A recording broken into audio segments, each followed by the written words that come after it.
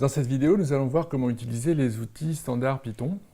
On va utiliser deux familles d'outils dans les vidéos. Il va y avoir un environnement de développement et puis il va y avoir l'interpréteur Python de base.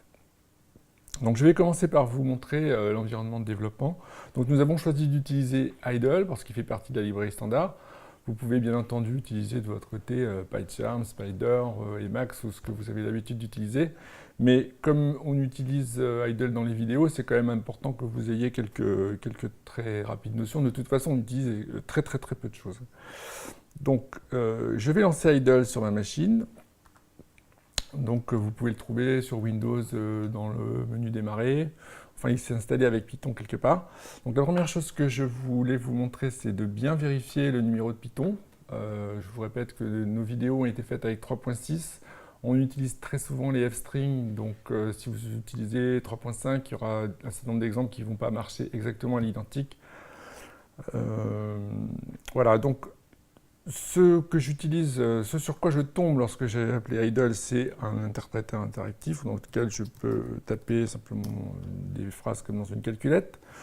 Je peux faire des choses simples comme d'affecter une variable à une valeur. Je peux imprimer cette variable. Oups. Bon, toutes ces choses, bien sûr, on y reviendra dans les semaines qui viennent. Je vais vous montrer comment je pourrais implémenter une petite fonction polynomiale. Donc, je vous ai dit que la syntaxe était orientée par la présentation. Je mets une indentation, enfin plus exactement, l'outil me l'a mis déjà tout seul. Et je vais faire, par exemple, 2x carré plus 4 fois x plus 10. Alors, j'ai fait une petite erreur, ça me donne l'occasion de vous montrer comment je peux rectifier. Je monte dans l'historique. J'appuie sur Entrée, ça me recopie le bloc de code que je viens de faire. Et je corrige mon erreur qui est tout simplement d'avoir oublié un multiplié. Donc j'ai défini une fonction polynôme, je peux l'appeler. Je vous ai déjà montré comment on modifie le code, donc ça, ce ne sera pas nécessaire de le faire. Je vais appeler une fonction qui n'existe pas, je me trompe, j'ai oublié un E. Donc, ce qui se passe avec Python, c'est qu'il va lever ce qu'on appelle une exception. Il vous indique assez clairement que j'ai utilisé un nom qui n'était pas le bon. Donc c'est pratiquement toujours de cette façon que ça se présente lorsque vous faites une erreur. Vous pouvez avoir des erreurs de syntaxe, vous pouvez avoir des erreurs qui sont des exceptions. Avec l'expérience, vous allez apprendre assez vite à comprendre comment vous dépatouiller des erreurs que vous faites. Donc je vais vous montrer maintenant comment est-ce qu'on peut avoir un petit peu d'aide, donc avec des fonctionnalités qui sont natives en Python. Donc pour faire ça, je profite pour vous montrer également comment on peut importer du code. Donc là, en l'occurrence, j'importe le module mathématique.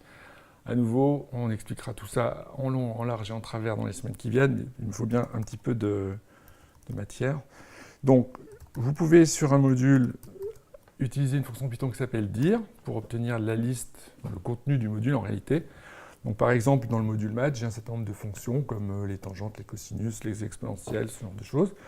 Je peux, par exemple, obtenir de l'aide aussi sur un symbole, donc en faisant help, en l'occurrence, je vais faire math. Je sais pas moi, ceiling. Tout ça repose sur le système d'aide en ligne. En Python, on va vous montrer comment on peut rajouter à l'intérieur du code la documentation qui est associée aux différentes fonctions. Donc, en l'occurrence, voilà la documentation de Ceiling. Donc, tout ça, c'est très bien, et on utilisera cet interpréteur assez fréquemment dans le cours. Mais bien entendu, on ne peut pas se permettre de retaper à chaque fois tout le code, et donc on va avoir envie d'utiliser des fichiers. Donc, je vais vous montrer comment ça se présente avec Idle. Je crée tout simplement un nouveau fichier. Je vais commencer par mettre un commentaire. Donc en Python, les commentaires commencent par un dièse. Donc tout ce qui est à la fin d'un dièse sur une ligne est considéré comme un commentaire. Je vais définir l'incontournable fonction factorielle. Alors je vais aussi vous montrer un truc qui s'appelle le docstring. Donc c'est là exactement qu'on va se placer la documentation en ligne que je viens de vous montrer avec help. Si je mets, je ne vais pas passer 2 heures, le factoriel. Voilà.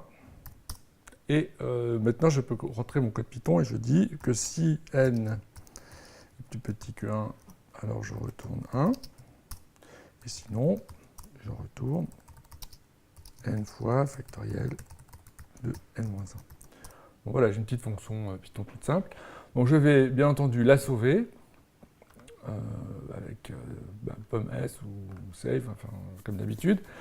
On me demande naturellement un nom de fichier. Je sauve.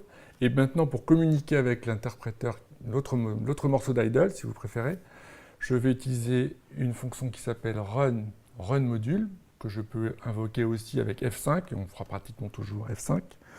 Donc, en l'occurrence, je vais faire run module comme ceci.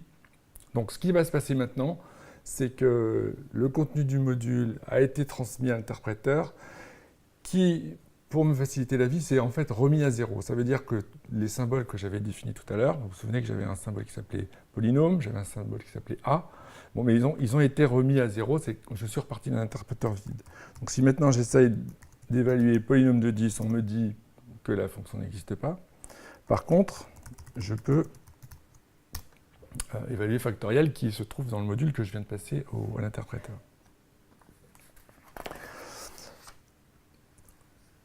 Donc, c'est cette boucle qui va nous permettre en gros de travailler en mode développement. C'est que vous êtes dans un fichier, vous faites des modifications, vous les passez à l'interpréteur qui les évalue, vous repassez dans le fichier pour faire des modifications, vous les évaluez, voilà. C'est le principe qu'il y a derrière idle. Donc je vais maintenant quitter idle. Bon, je vais à présent vous montrer comment on utilise l'interpréteur Python. Donc l'interpréteur Python, c'est le petit moteur qui fait tourner vos programmes Python. C'est ce dont vous avez besoin pour faire tourner les programmes chez un client ou chez un utilisateur. Il n'aura besoin de rien d'autre, mais il aura besoin d'interpréteur Python. Donc la façon dont ça fonctionne, je vais vous montrer. Je lance un terminal. Donc, sur Windows, vous utilisez CMD pour lancer un terminal. Je me place dans l'endroit où on avait sauvé factoriel tout à l'heure. Et je vais lancer le programme factoriel, sauf que le programme factoriel aujourd'hui n'a rien dedans. Tout à l'heure, on a simplement écrit une fonction. Donc je vais l'éditer pour lui rajouter quelque chose qui produise effectivement une sortie, pour qu'on y voit quelque chose. Voilà. Et donc Python, l'interpréteur Python, ça va se lancer exactement comme ça. Donc d'abord, je vous montre le numéro de version, de nouveau pour vous montrer que c'est un 3.6. Mais pour le lancer sur un programme tout fait, vous donnez simplement le nom du programme.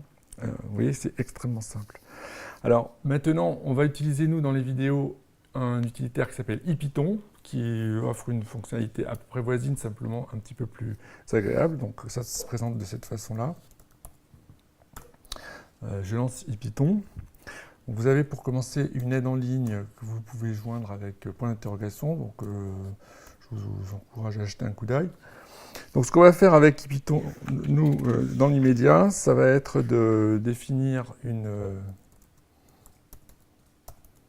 autre fonction. Alors on va changer, on va prendre Fibonacci. Alors Fibonacci, c'est une fonction qui renvoie 1 si l'entrée est inférieure ou égale à 1. Et sinon, c'est Fibonacci de n-1 plus Fibonacci de n-2. Alors évidemment, c'est une façon extrêmement inefficace d'implémenter Fibonacci, ça n'a pas d'importance, ce n'est pas du tout ce que je veux vous montrer. Dans IPython, vous avez la complétion, donc si je fais tabulation, comme je n'ai qu'un seul symbole, je tombe là-dessus. Vous avez également l'aide en ligne, donc je ferai par exemple Fibonacci, non pas Fibonacci, on va prendre plutôt un module math, comme tout à l'heure. Je vais regarder, donc avec la complétion, je peux avoir une liste des fonctions du module. Je vais choisir ceiling, comme tout à l'heure. Je peux avoir l'aide en ligne en tapant point d'interrogation à la fin. Je peux bien entendu appeler ça. Et pour modifier le code dans les historiques, vous utilisez les flèches pour monter et vous éditez, c'est relativement simple, vous éditez le texte. Simplement, vous devez aller à la fin de la ligne pour le valider. Donc vous voyez, c'est une fonctionnalité extrêmement simple d'édition et de complétion qui est disponible sous IPython, qui est à nouveau l'outil qu'on utilisera la plupart du temps dans les vidéos. Voici qui conclut la présentation des outils Python et je vous retrouve dans une vidéo suivante pour vous expliquer comment utiliser les notebooks. À bientôt.